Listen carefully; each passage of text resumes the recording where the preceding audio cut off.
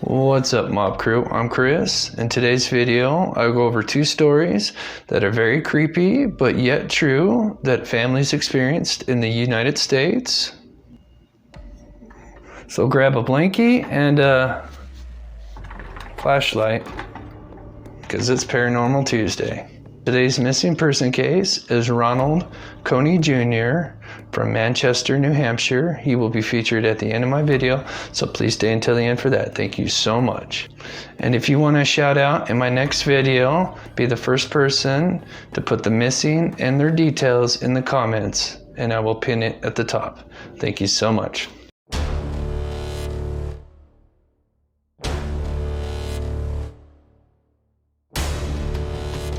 Welcome back to the channel, everybody, where we cover murder, mystery, to the paranormal. Chapter 1, The Haunted Doll. When you think of haunted dolls, it's likely the creepy old Victorian-looking porcelain kind, or the infamous Annabelle. But since no one really has those kinds of dolls laying around anymore, and if you do, well, you'll probably end up in one of my stories eventually. My email is in the description. Still, don't get too comfortable around any kids' toys too soon, because a Disney's Frozen Elsa doll that was gifted for Christmas in 2013 in the Houston area made headlines when it seemingly became haunted. The doll recited phrases from the movie Frozen and sang, "Let it go," when a button on its necklace was pressed. For 2 years, it did that in English. The mother, Emily, said in 2015 it started alternating between Spanish and English. There wasn't a button that changed these. It was just random. The mother says the doll would randomly begin to speak and sing even when its switch was turned off. The family decided to throw the creepy doll out in December of 2019. Weeks later, they found it inside a bench in their living room.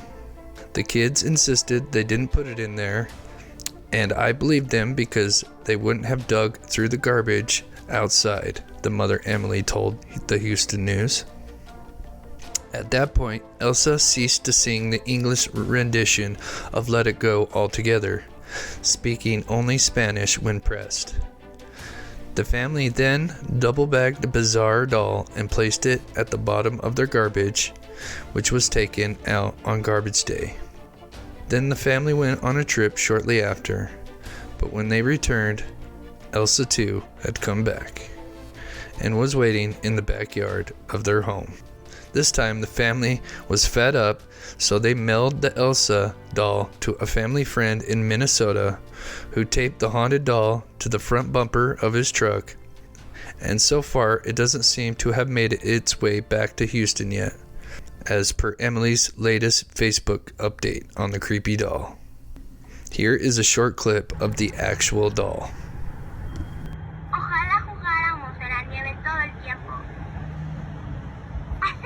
Con nieve juntas es muy divertido. A mi hermana Ana y a mí nos gusta jugar en la nieve dentro del castillo. Soy la princesa Elsa de Arendelle. Es increíble. ¿Jugamos otra vez? Nieve y hielo, a brillar les ordeno. ¿No es divertido?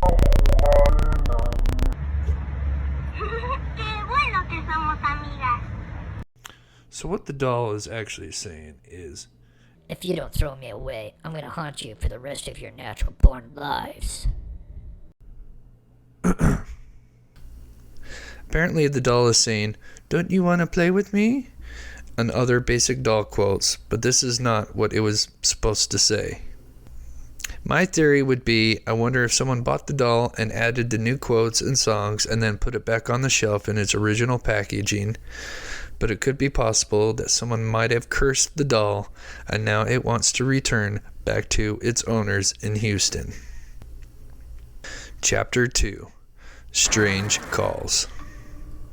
In 2007, ABC News documented a series of cell phone calls to families with terrifyingly significant threats. The unidentified callers knew exactly what the families were doing and what they were wearing. The family says that the calls would come in at all hours of the night, threatening to harm the children, the pets, and the grandparents. Voicemails arrive, playing recordings of their private conversations, including one with a local police detective. These calls were traced, and the result was that the calls were apparently coming from Courtney's phone, and after that result, Courtney was the primary suspect. Some people would call this an obvious hacking case. In other words, someone got into Courtney's phone by using vulnerabilities in the technology and made calls, presumably via Bluetooth or similar methods. Well, the creepy part here is that these phone calls continued to happen even when Courtney's phone wasn't on. All family phones were turning on all by themselves and ringtones were changing. The Kendalls got rid of their phones and got new ones, as well as new accounts, but the calls just kept on coming.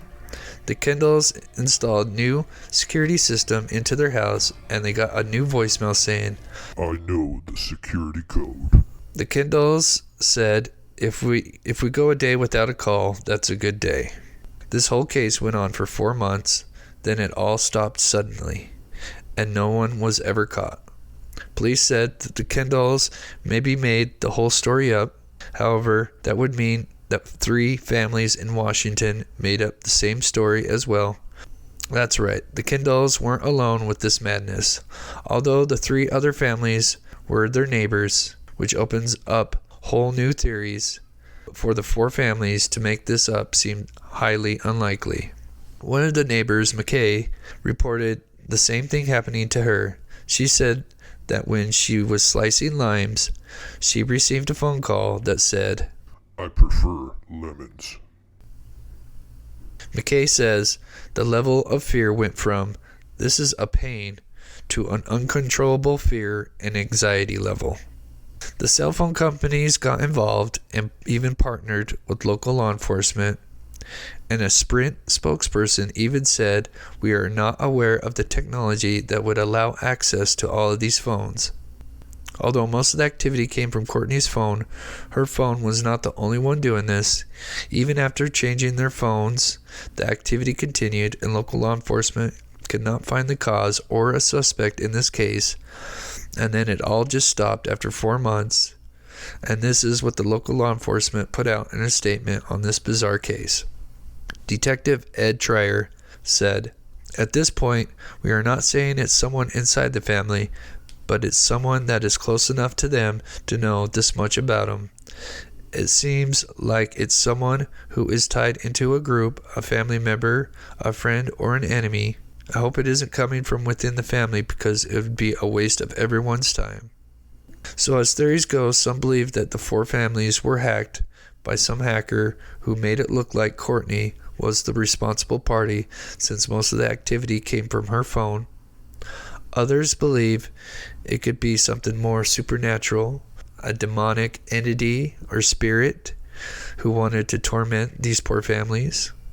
And who knows, maybe the next time your phone rings. Hello? Frank, is that you? What do you mean you know what I'm wearing? Because I'm in the room with you. Oh, fuck this. Let me know what you guys think about these stories in the comments down below. Please like this video and share it with a friend. Subscribe if you're new to my channel, as I usually upload daily. Please consider supporting my channel by becoming a member. Shout out to Karen Lee for posting the missing in the comment. Today's missing person case is Ronald Coney Jr. from Manchester, New Hampshire. He has black hair, brown eyes, and was last seen around Nashua Street in Manchester. He went missing on January 8th, so please take a close look. Please take care of yourself and be sure to tell someone you love them, and I love you all. Thank you.